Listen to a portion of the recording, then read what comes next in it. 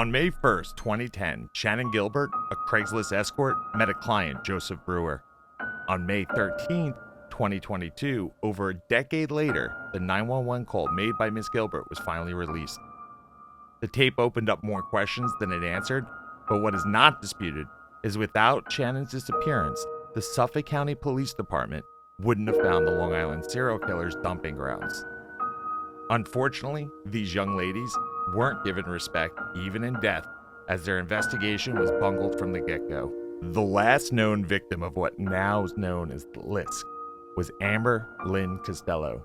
Amber was remembered by friends and family as a sweet girl who had a big heart, someone who would go above and beyond, and was fiercely loyal to a fault.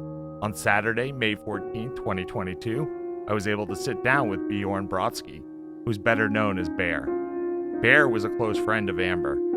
Spent a lot of time with Amber and her older sister, Kim Costello, leading up to Amber's disappearance on September 2nd, 2010. This interview was originally supposed to be included in a part 2 of Lisk, but I felt the interview would be better served anyone interested in justice by making it a standalone video. Please be respectful of Amber and the other girls, as any derogatory remarks will not be tolerated.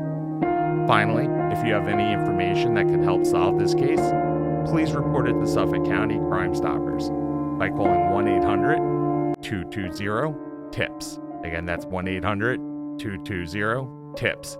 You can also go to gilgonews.com and gilgocase.com for more information. I met Amber at a rehab called St. Charles, I think. Right? St. Charles in Port Jefferson. And we became friends in there. And we exchanged information. And after I left there, I was staying with my mother and her boyfriend at the time. And me and my mother's boyfriend have a pretty toxic relationship. And Amber said, well, if you're having a bad time there, why don't you come and stay with me and my friend Dave in West Babylon? And she was still sober at the time. It's my first time meeting Dave. I never met him. They came and picked me up from where I was staying at the time. And we all hit it off real well, you know? They brought me to the house in West Babylon, and everything was really cool for a few weeks, you know. I met Amber's sister's. Her name's Kim, as you all know.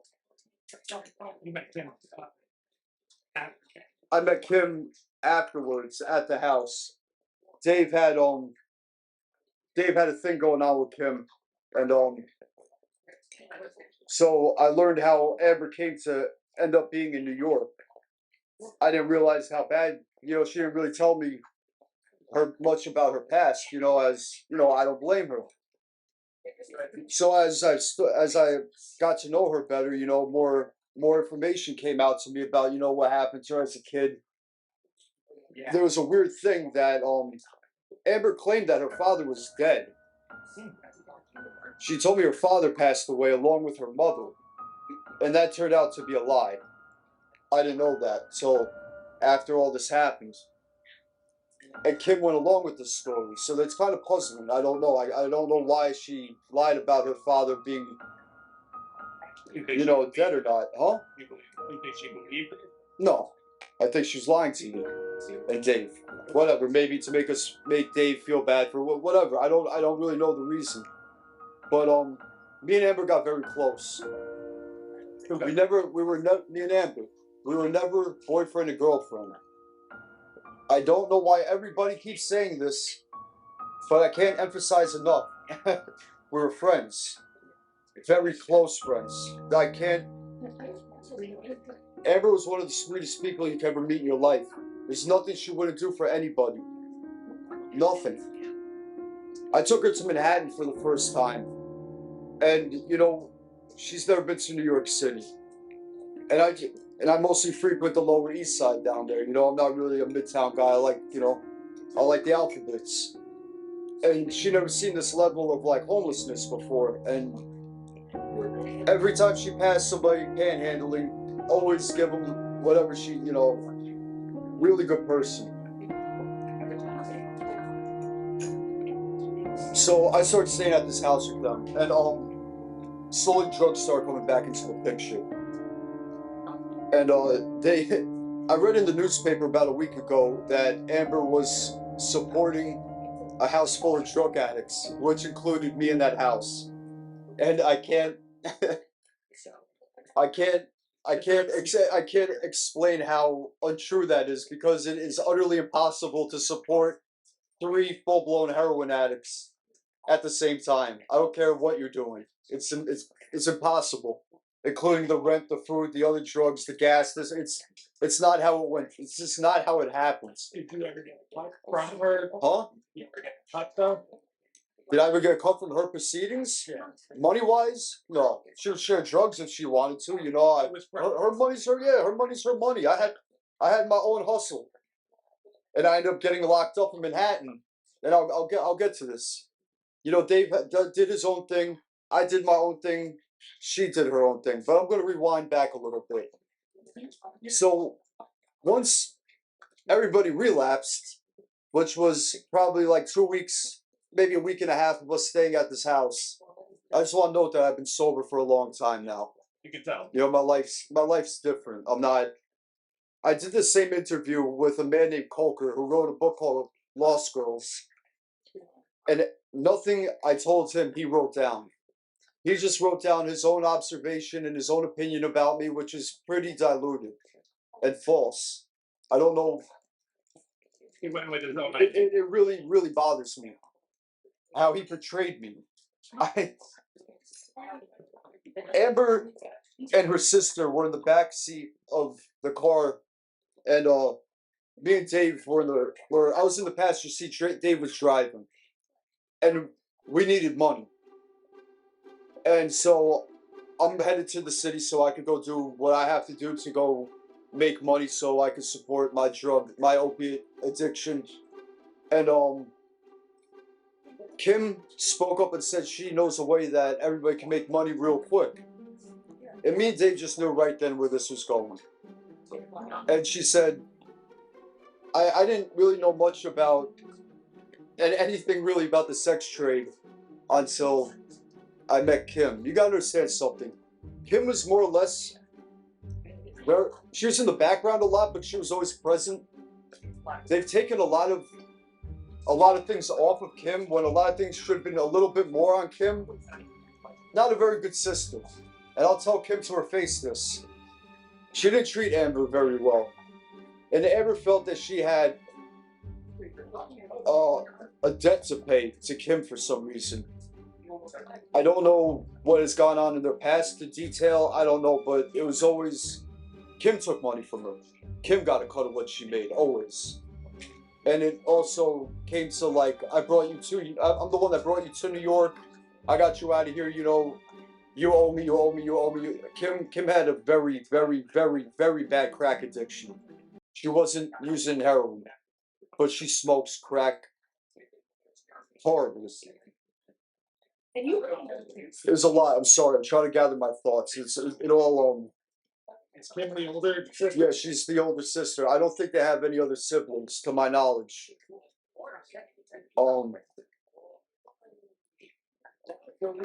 I didn't really like Kim. I thought Kim was real manipulative, real greedy. She took advantage of Dave very much.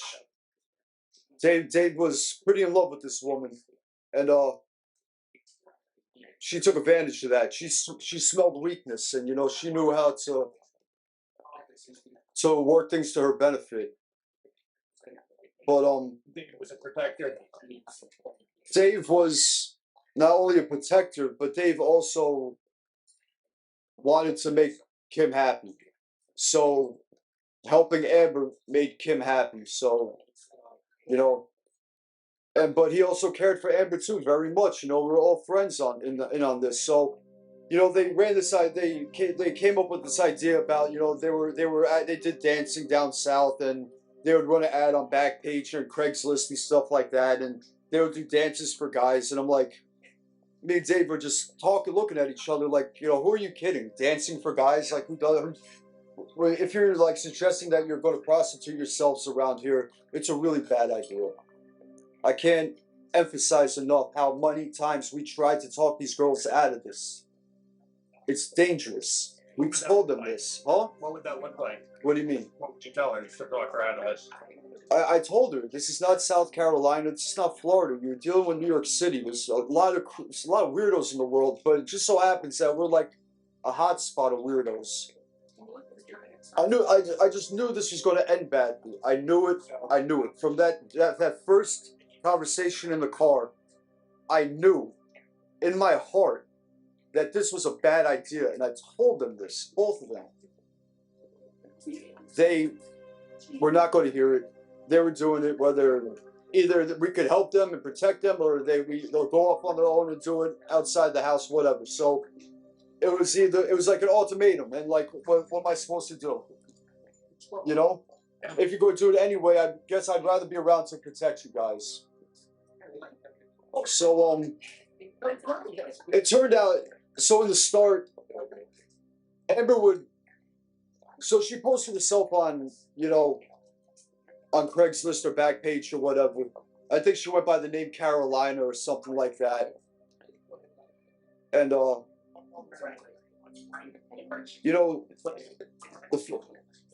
first time like this guy comes to this house, she does whatever. She'd always grab the money first, bring it to the back bedroom, keep it in the drawer. Me and Dave would be in the back, and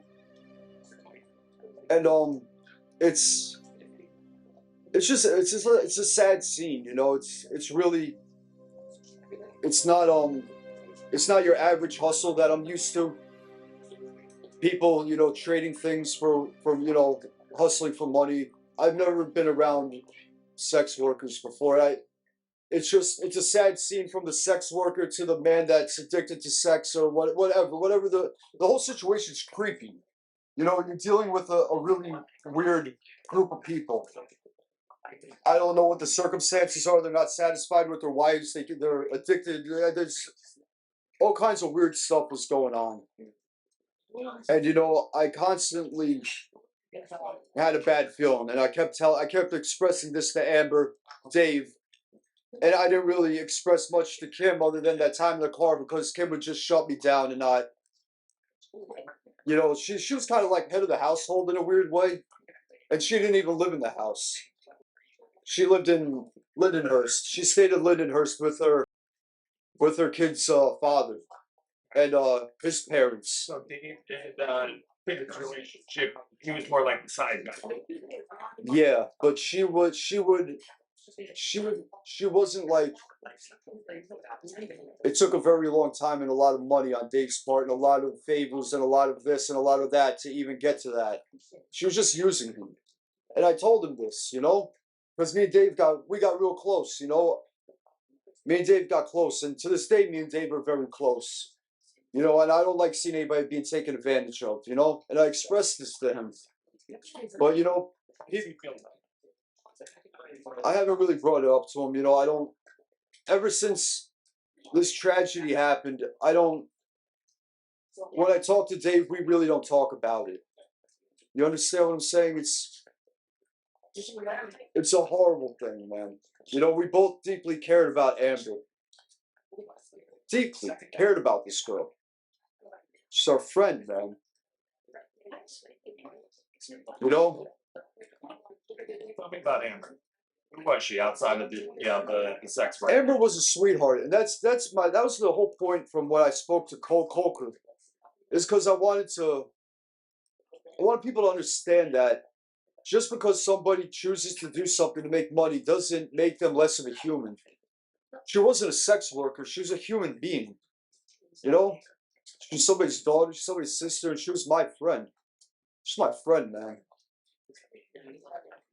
She was a really, really sweet girl. She had problems. Amber had problems. She had self-destructive problems. I couldn't help her with that. I tried to give her as much emotional support as I could. I was a good friend to Amber. I wish I was a better friend to Amber and would have not let this happen at all. I kicked myself in the head.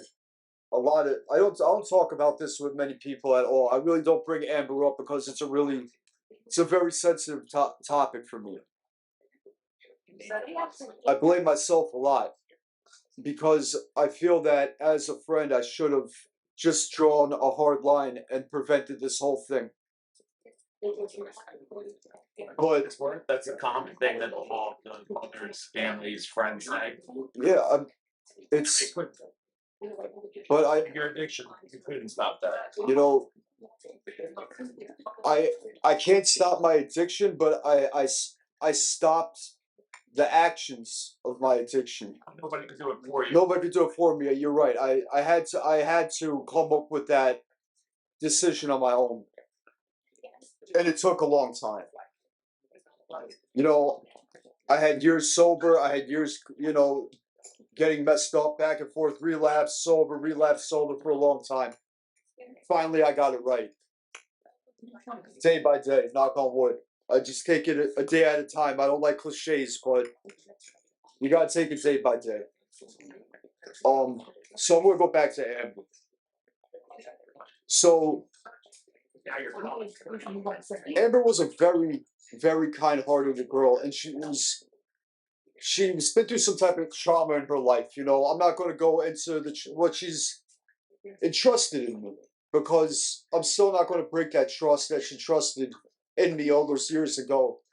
She asked me not to tell anybody about what happened to her as a kid, and I'm not going to do it to this day. I'm going to respect her wishes, and I'll do that to the day I die.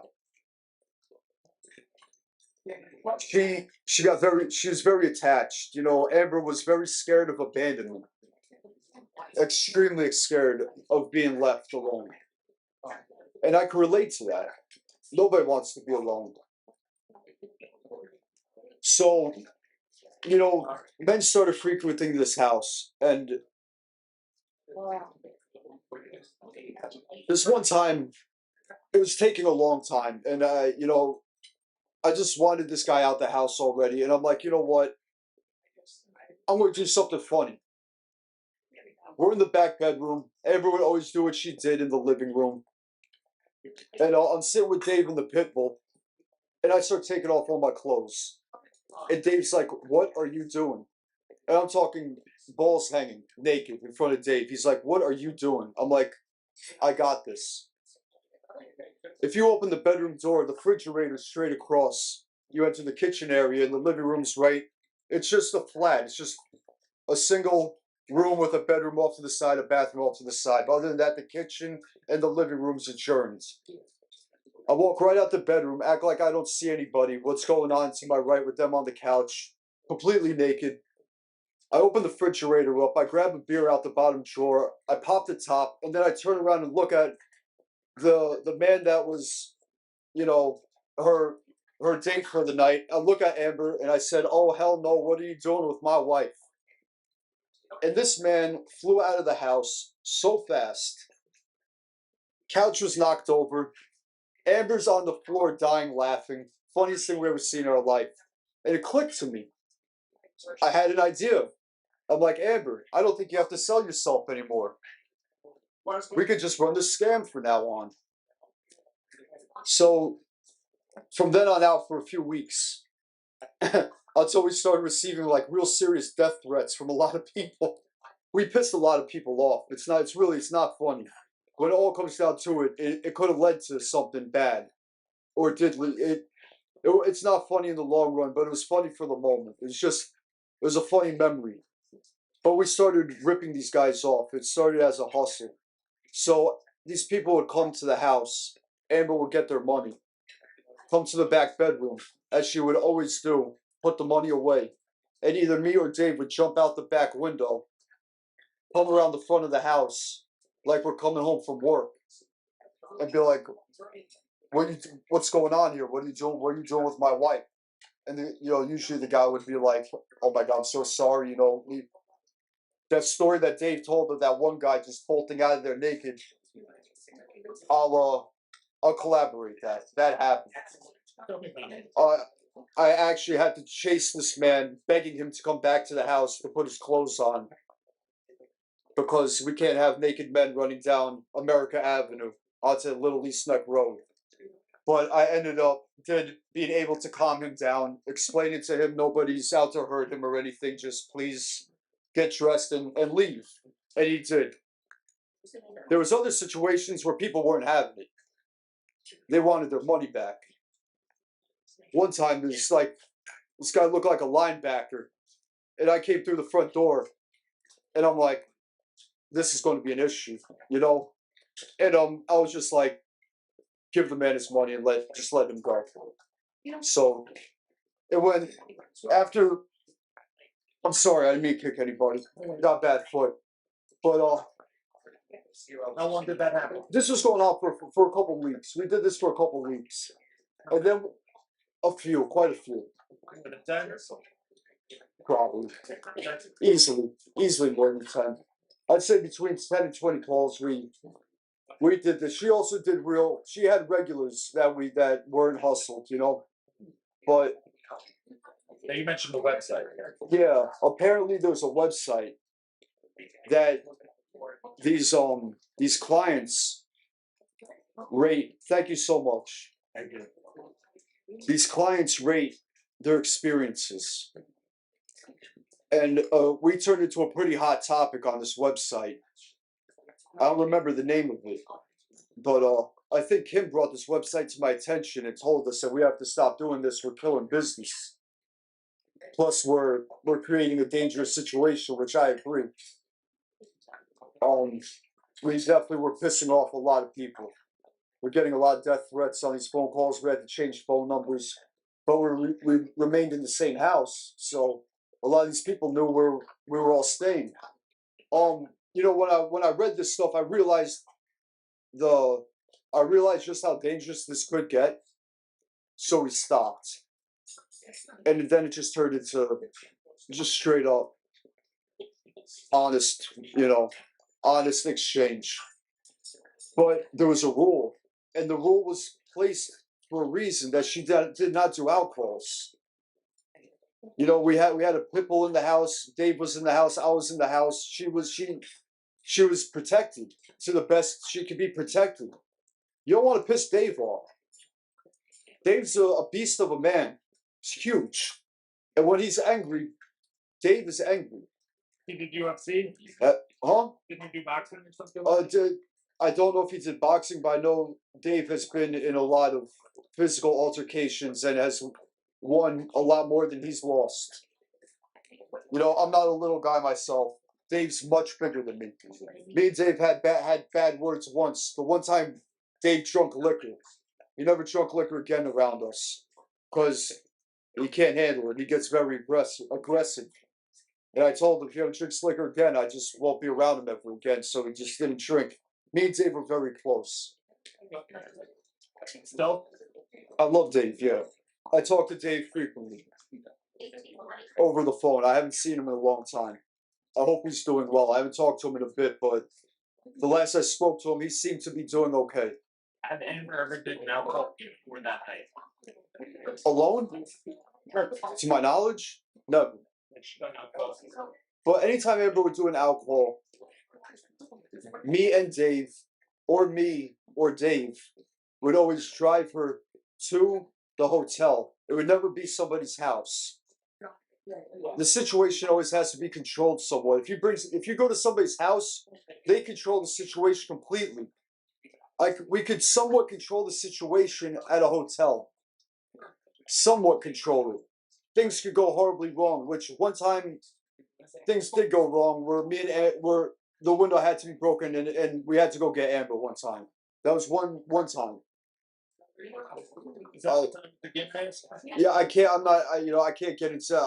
What Dave's version of things might be different than my version of things.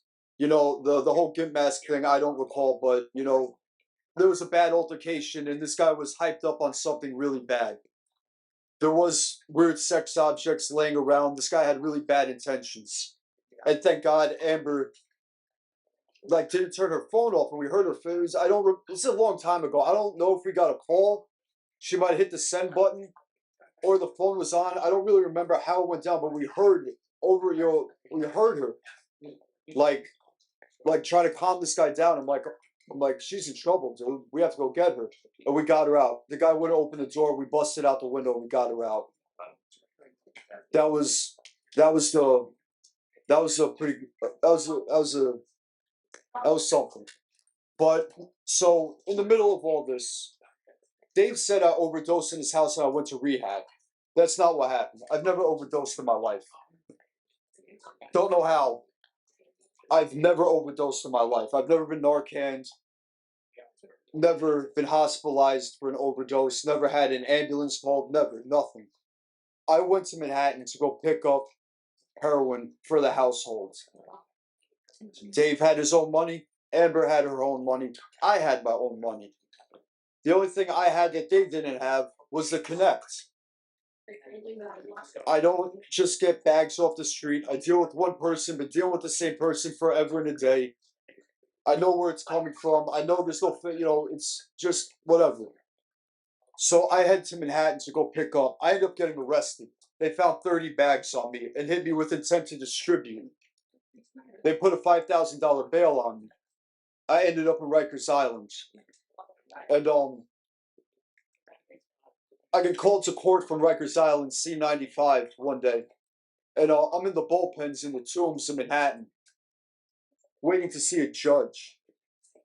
And one of the correctional officers called my name and asked for my ID tag. You know, they give you an ID when you're incarcerated. And if they ask for your ID tag, it's never good. It usually means you're in trouble. They need your ID for some report or something. So I'm like, why? What I do is like, just shut the fuck up and give me your ID. Usual correctional officer exchange, you know. I give him my ID. He's like, step out. And I'm like, why? He's like, trust me, you want to step out of the cell right now. I'm like, okay, you know. I get against the wall. He calls somebody else out. And he said, you've been bailed out. Walk out this door. I walk out the door, and I'm in the middle of a courtroom with a judge right here next to me. And a court officer said, lift up the yellow rope and walk out. $5,000 bail. Never in a million years would I thought I was getting out of jail. I had no contact with anybody. I can't call Long Island from Rikers Island because you can't call a 516 or 631 area code from a 718. It's considered long distance. I could only make local city calls. My mother's not bailing me out. My dad's not bailing me out.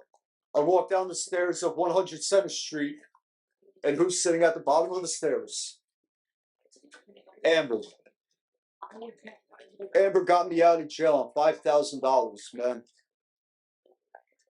That's why I say, that's my friend, man. You know? It's my friend, man. You know?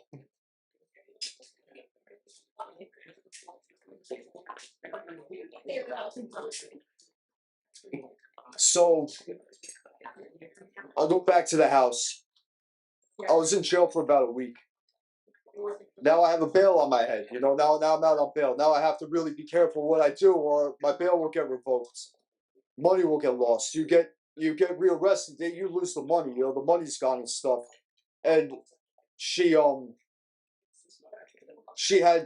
one of her clients sign off as a creditor with this money. She got him to get me out, so it wasn't really in her name, but she got whoever to come up with this 5,000 cash to get me out. You know, I don't know what she had to do this, but I'm sure it wasn't pleasant. But this is the friendship we had. You know, she was very attached to me. We were very tight. You know, for months we were side by side. You know, we were real tight. So when Dave said I overdosed and I had to go to ICU, none of this is not true. This is where Dave may think this is how it went down. Maybe his memory isn't good, but this is the actual story. So when I went back to the house, I don't know if this was ever noted by anybody. There's a girl working out of this house now named Michelle, a Dominican girl from the Bronx. Never met her before. I don't know where she came from. Apparently, Amber told me she met her at one of the parties she does. You know, whatever. And she brought her home with her. I think people might want to focus on trying to find this Michelle. I remember vividly what Michelle looks like, but I know nothing about her other than she's from the Bronx.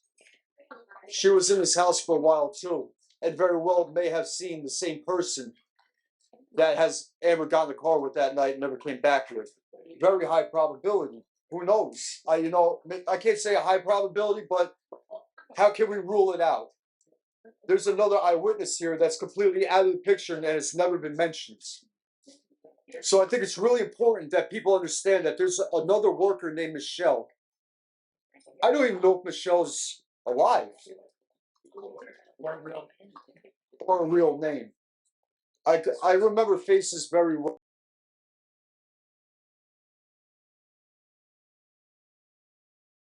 When I got back to this house, after the week I was in jail, the whole demeanor of the house changed. Everything. The energy was different. Things were missing out of the house. I don't know what I don't know what went down that during that time because I was incarcerated. But apparently, I don't know what happened. Something changed, and it got dark in there, real dark. It wasn't funny like it was. Now it's not so much as like Dave's house. Now it's more like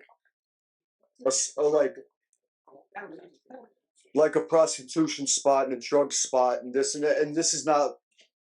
I wasn't comfortable anymore being there, and I had a court appearance. So I went to court not long after I was bailed out. I had to go to the bail bondsman. I had to sign a bunch of contracts, this and that. And, he very clearly explained to me I could not get in trouble. I couldn't violate any of the terms of this bail, or my bail would be revoked. Money would be lost, and I would be returned to the custody of New York City. The judge told me I have two options. I could either go to rehab, or I could end up going upstate to prison. I was fighting a B felony for possession with intent to distribute. It's a serious charge. But I had no intentions of distributing this. It was our personal stuff, Wasn't selling drugs out of that house. We were just using them. But so I had to make a choice. And the choice I made was to go to rehab. Because I saw this ending badly, and I explained this to Amber, I explained this to Dave. I was just at the point where I had enough. And I was hoping Amber had enough too. I was hoping Dave had enough, but they didn't, So I had to detox. I went to North Shore Hospital. And my son was very young at the time. I had to I wanted to be a father. I didn't want to be a junkie anymore. I wanted a life, and I knew this was not how I wanted to live anymore. So I had to remove myself out of this situation. Amber was very upset. Very, very upset. Begged me not to go to rehab. We could fight this from the street, we'll get a lawyer. And this was all possible because I was making decent money. She was making decent money. Dave was making money. I don't know why everybody keeps saying she's supporting a household. It's impossible to support 3 people's drug habits. It's impossible. Unless, you're honestly bringing in thousands of dollars a day, which she was not. Some days she'd make a couple $100. Some days she'd make $1,000. It's just hit or miss. Some days are better than others. Some days we have to go out and do other things to get money to get well. But I had enough. So I went to rehab. And there wasn't a day that she did not come and visit me while I was in the hospital. Bring me food. This type of person Amber was. Every day she came and visited me, brought me food, made sure I had I chewed skull, so I couldn't smoke in there. I smoked at the time. I quit cigarettes a long time ago. But she was a very good friend. And when it came time for me to go to rehab, I ended up going to a rehab in Queens. Dave drove her there. And my stuff was in the house. I didn't have the option of going back to the house to get my belongings and go to rehab. The rehab wouldn't allow it. I had to go straight from the hospital directly to the 28-day program. And that's what I did. Amber and Dave came to the rehab and dropped off my backpack with some of my clothes in it. And she got me some toiletries and stuff like that, you know? Like a great friend does, you know? Everything brand new. You know, there's nothing Amber wouldn't do for somebody. Nothing. I can't stand when all these girls that they like, you know, they'll say their name and then right behind their name, sex worker, prostitute, escort. They need to stop doing this. What difference does it make if she was an electrician, a lawyer, or a sex worker? She's still a person. And a person that's a victim of a murder. So not only does this person lose her life, now we have to taint her name on top of it. Do you understand my issue I have with this? It's irrelevant what she did. It's relevant to the case, but it's not relevant to people's image of her. It's not to any of those girls, any of them, all of them. It's not just Amber here. You know, there's other women that are dead to this men or woman, whatever it was, whoever this person or people were. You know, Tell us about Amber. it's very important that people understand just how good of a friend she was and how this world is just a little darker without her in it. It's rare to find someone. She was. It very well could have. We were very close. We were very, very close. You know. You know, it was not uncommon for me and Amber and Dave to all be in the same bed sleeping, not naked, but like there's one bed in the house. It's a huge king size bed. It's not nothing. But it didn't necessarily mean romantic. Yeah, it didn't mean romantic, but we were all like a pile on. We're all hanging out, like, you know, it was a family, man. It was a horribly dysfunctional family. But it was family nonetheless. You know, we really enjoyed each other's company, all of us. I love Dave, man. Did you live in the house? Months, probably about 6 months altogether. I'll say maybe a little less, but months. I was there for months. I think it was the beginning of spring. I was there throughout the summer. And I went to rehab like getting in towards winter, I think. I can't give exact dates. I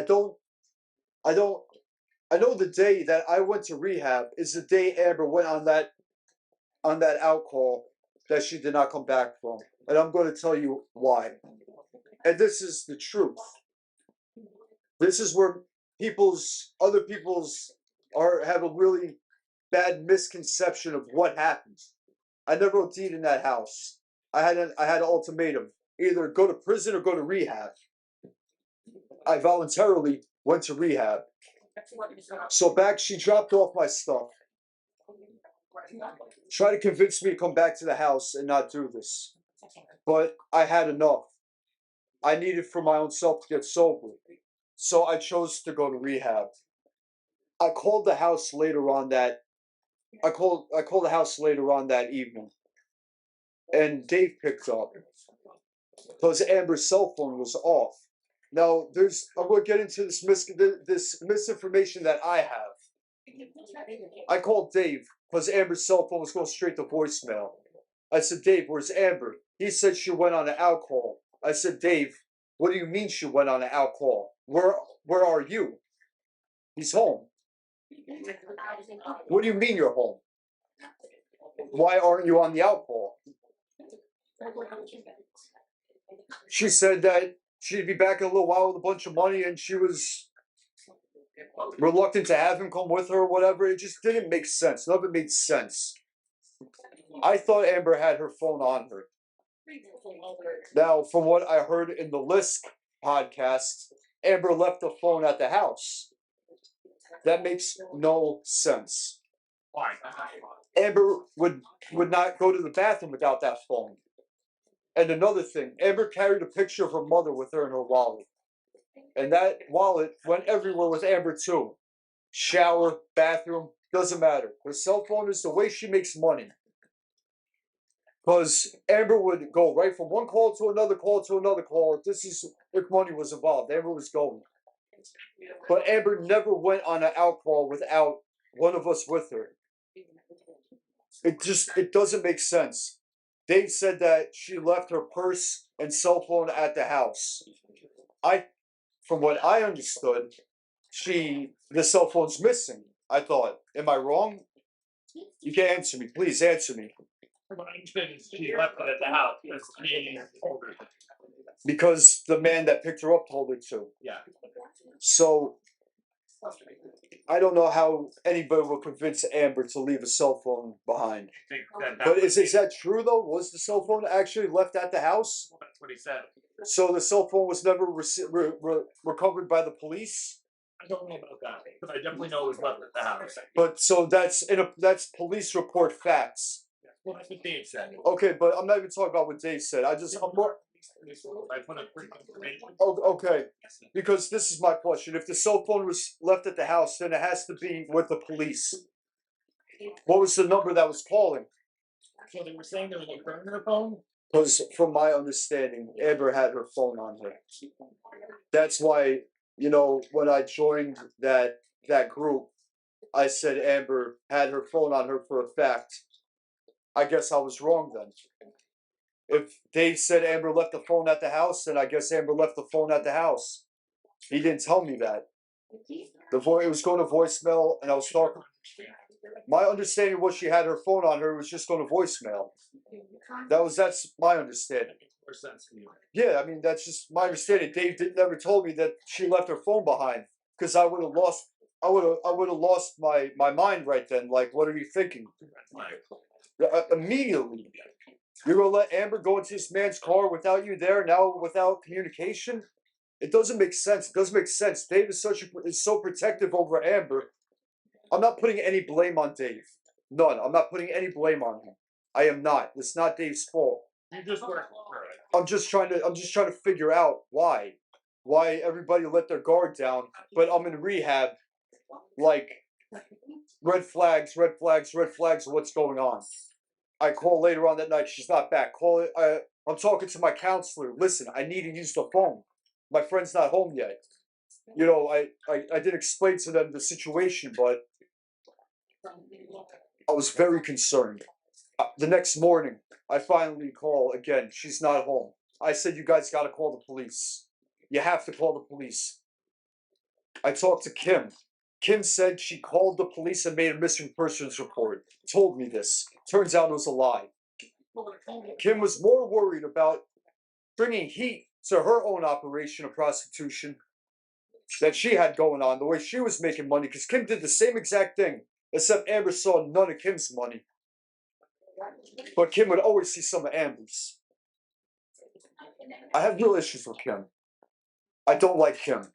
She's manipulative, she's selfish, and she really didn't care much about her sister until her sister ended up in the dirt.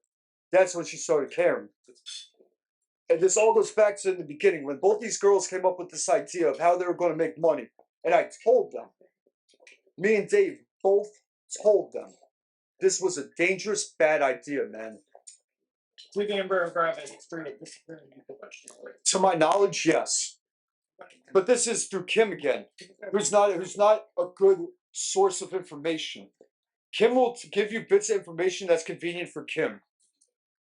Now, Kim said, she could just be spending the weekend, a couple of days with this guy, or maybe she went back to Carolina, or maybe she went to Florida, or just moved on. None of it makes sense. She would never just get up and disappear and not say a word to me, not say a word to Dave. It wouldn't happen. Kim was downplaying this. I knew the severity of this situation. I knew it. I just had the gut feeling she's in trouble or she's dead. I was leaning more towards she was dead. I usually go to the worst, because usually it's the worst that it is. I told her to call the cops. She said she called them. She said she put in a missing persons report. It turns out that's a lie. And now you're dealing with lost. The more time goes by where they don't know somebody's missing, more information's gone, more evidence is gone, more things. It's there could have been a lot more. Have you seen this girl? Have you seen this girl? Have you seen this girl? Well, people's memories are still fresh. Did law enforcement ever interview you? Yes, I saw law enforcement after the remains were found, and after I don't know how Amber was identified. They said that he identified a tattoo on her arm. They said she was badly decomposed, and I think they did dental records. With the sister. Oh, They did DNA with them. Kim, right? Because I know Amber did have dental work done in New York. She did have she had really bad teeth, and she was getting her teeth fixed. You were away at this point. I was in rehab. During the whole time I was in rehab. Yes, I was at the funeral. Oh no, was I in rehab during when they found the remains? No, I was back at my father's house. I was done with rehab. I was sober. I I was working, and nobody knew where she went. I knew in my heart she was dead. I knew it. She's gone for 6 months. No way she's alive, or she's being held against her will. One or two things, and both of them are bad. I'll tell you what.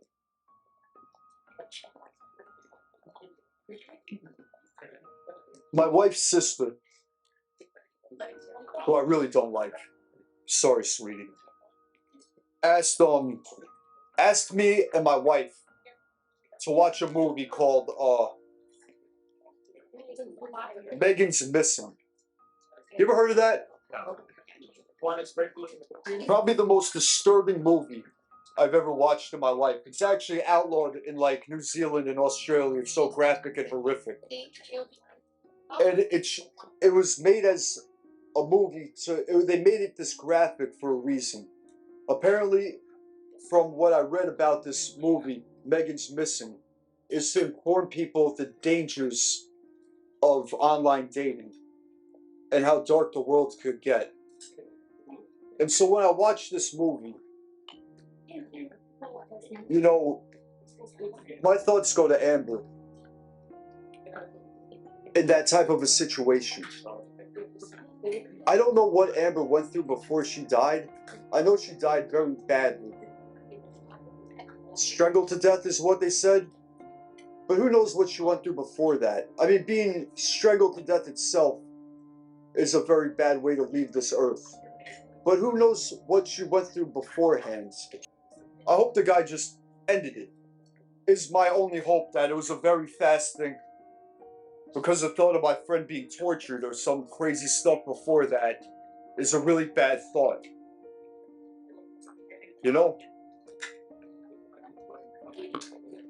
Sorry. It's not sorry to me. I'm sorry to Amber. I'm alive. I'm here.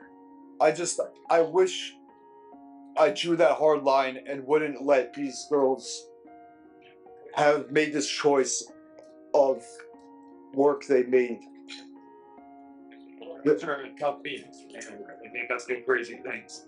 Yeah, drugs. Said that she didn't have her chance of redemption. Look at you, you've changed your life. You guys, why? She didn't have that chance. No, she didn't have that chance, and she'll never have that chance. And the rest, I have to say this. I can't just put the attention to Amber. There are other women involved in this. There's other women involved. All these women died horribly and for no reason. Mothers have lost daughters, fathers lost daughters, siblings. It's just a horrific, terrible. Shannan, nobody will be looking for him. Yeah. That's the part that bothers me. Nobody was looking for that. And this is what bothers me too. I took Kim at her word because it's her sister. That's your blood sister. You didn't make a police report that your sister's missing? I know. This is why I have issues with Kim. But You know, I did this interview with you because I needed to clear up these discrepancies in Dave's Dave's story and my story. Pretty similar, but he didn't mention the facts of what happened. And if anybody needs medical records, I could always provide the time lapse of when I was in rehab when this happened. I could always hand this to you. You know, it Do you think if you saw some of these times again, you I'm cursed with a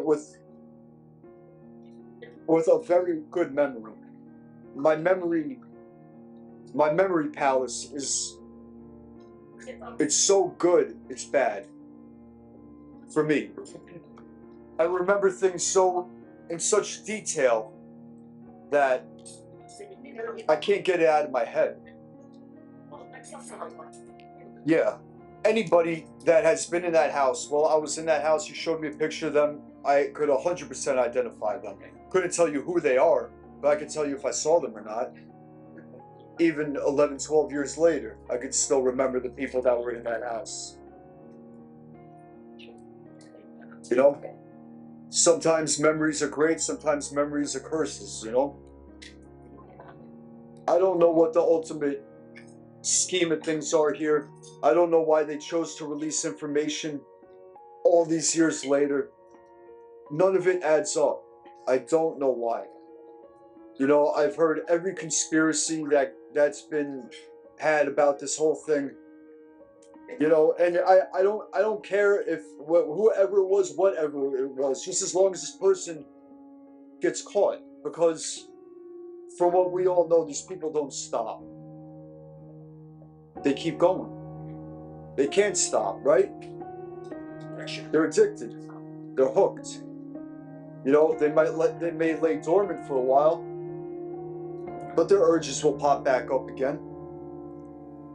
And chances are they'll keep doing what they're doing. So, for the safety of women all over America and the world, including my mother, my wife, my daughter, your mother, your wife, your sister, everybody, nobody's safe with this person walking the streets. So I hope I was able to clear a few things up. I hope this information is able to help in any way. And if I could be of any help anywhere down the line, I'm always here. You know? That's just, I miss Amber very much. And I wish I was a better friend. I really do. I wish I was a better friend.